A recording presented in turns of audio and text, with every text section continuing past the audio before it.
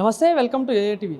So ఏదైతే చూసుకుంటే Congress government వచ్చి 5-6 నెలలు పూర్తవుతుంది, కానీ ఇప్పటికీ విద్యార్థుల పట్ల ఎట్లాంటి ఆంక్షలు తీసుకునే పరిస్థితి. సో ఒకసారి మాట్లాడే అంశం మీద మనతో పాటు మాట్లాడడానికి బీజేపీ అధికార ప్రతినిధి రాణి రుద్రమాదేవి గారు ఉన్నారు. ఒకసారి మాట్లాడదాం. మేడం నమస్తే. మేడం నమస్తే. అయితే మీరు ఇందాక చెప్తున్నట్టు 6 నెలలు పూర్తయినా కూడా విద్యార్థుల పట్ల ఎట్లాంటి చొరవ తీసుకునే పరిస్థితితో ఏం చెప్పదలుచుకున్నారు?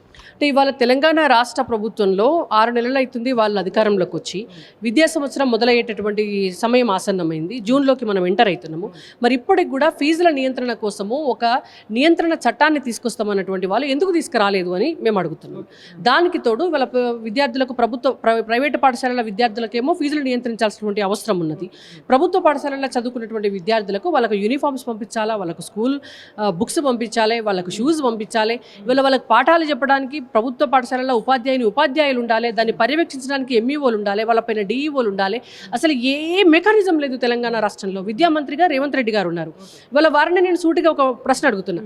6 నెలల్లో మెగా డిఎస్సి పెట్టి టీచర్స్ రిక్రూట్మెంట్ మొత్తం ఫినిష్ చేస్తామన్నారు. మీరు వచ్చి 6 నెలలు అయింది, మరి ఎందుకు ఫినిష్ చేయలే ఈ రోజు వరకు?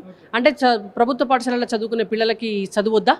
దానికి వారు సమాధానం చెప్పాలి కదా, దాని గురించి ఆలోచించాలి కదా. ఇవాళ మూతపడ్డ 6,000 పాఠశాలలు తెరిపిస్తాము అని అన్నారు. ఒక్క పాఠశాలన్నా తెరిపించిరా ఈ రోజు వరకు?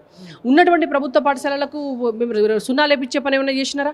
గత ప్రభుత్వం తీసుకొచ్చిన మన ఊరు మనబడి కార్యక్రమం ఉంది, దాన్ని ఏమన్నా మీరు ముందుకు కొనసాగిస్తున్నారా? దాంట్లో మొత్తం కేంద్ర ప్రభుత్వ నిధులతోటి సర్వశిక్ష అభియాన్ నిధులతోటి చేసినారు.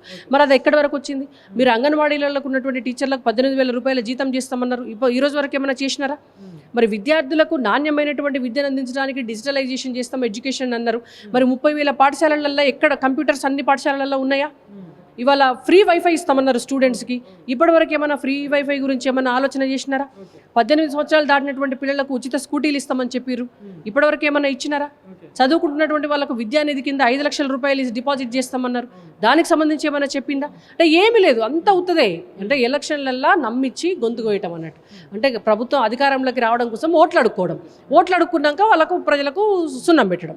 ఏదైతే ఈ 6 నెలల పాలనలో ప్రజాపాలనలో భాగంగా మేము అంటే నిరుద్యోగులకి 30,000 ఉద్యోగాలు ఇచ్చినామని చెప్పేసి కూడా పదే చెప్తున్నారు. సో మరి ఏంటి మేడం, నిజంగా 30,000 ఉద్యోగాలు ఇచ్చినట్టయినా కాంగ్రెస్ వీళ్ళు ఏది కొత్త నోటిఫికేషన్లు ఇవ్వలేదండి. పాత నోటిఫికేషన్లలో కొంత ప్రాసెస్ నడిచిన వాటిని నడిపించి కొన్ని ఉద్యోగాలు రిక్రూట్ చేసినారు.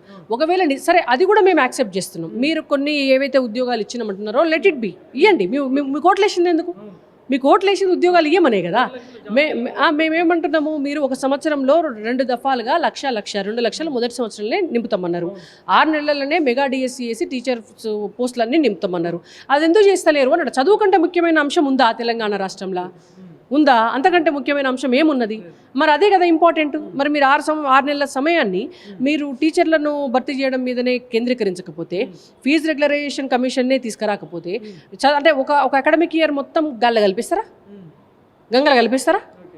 సో ఇవన్నీ పరిణామాలు చూసుకున్నా కూడా ఇప్పుడు కొత్తగా ఏదో వెలుగులోకి వచ్చింది, ఇది రాజముద్ర మార్పు కానీ అటు జేజే తెలంగాణలో మార్పు, ఇవన్నీ పరిణామాలు చూసుకుంటే ఎట్లా చూడొచ్చు అంటారు? ఇట్లాంటి పెండింగ్ పనులు చాలా ఉన్నాయి, కానీ ఇవంతా అవసరం వచ్చిందా అంటే ఏం చెప్తారు?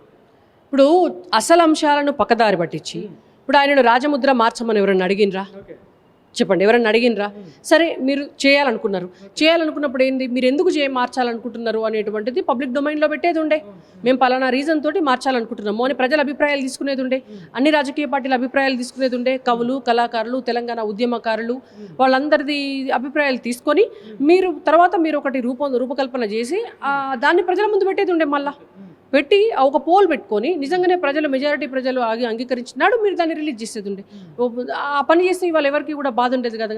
యాళ్ళ మీదకి వచ్చిన తర్వాత మీరు మళ్ళీ ఇప్పుడు దాన్ని పోస్ట్పోన్ చేసుకోవాల్సినటువంటి అవసరం వచ్చేది కాదు కదా. మీరు రైతులకు విత్తనాలు అందించలేని పరిస్థితిలో ఉన్నారు. పాఠశాలలు సరిగ్గా ఆదిలాబాద్లో కూడా నిన్న రైతుల్ని కొట్టడం, లాఠీ చార్జ్ చేయడం జరిగింది. ఇంకోటి ఆ వడ్లు కొనుగోలు విషయంలో కూడా కొంచెం నిర్లక్ష్యం, ఇదో కుంభకోణం అంటున్నారు. సో ఇదంతా పరిణామాలు ఎట్లా చూడొచ్చు అంటే ఇదే మరి. అంటే అసలు పనులు ఏం చేస్తలేరు. ఇవాళ రైతుల మీదకి లాఠీ చార్జ్ చేసేటటువంటి దుర్మార్గమైనటువంటి పరిస్థితులకు వెళ్ళిండ్రు. గతంలో ఎరువుల కోసం నిలబడ్డ రైతుల మీద ఇదే కాంగ్రెస్ పార్టీ లాఠీ చార్జీలు చేసినది. ఇవాళ మళ్ళా విత్తనాల కోసం నిలబడితే కూడా మీరు అందిస్తలేరు, మళ్ళీ వాళ్ళ మీద లాఠీ చార్జ్ చేస్తున్నారు. ఎడ్యుకేషనల్ ఇయర్ స్టార్ట్ అవుతుంది. మీరు ఇవాళ ఎడ్యుకేషన్కు సంబంధించి ప్రభుత్వ పాఠశాలలకు సంబంధించింది ఏది చేయలేదు. కానీ మీకు ఇప్పుడు రాజముద్ర గురించి మాట్లాడాలి, లేకపోతే పాటల గురించి మాట్లాడాలి, డైవర్ట్ కావాలా.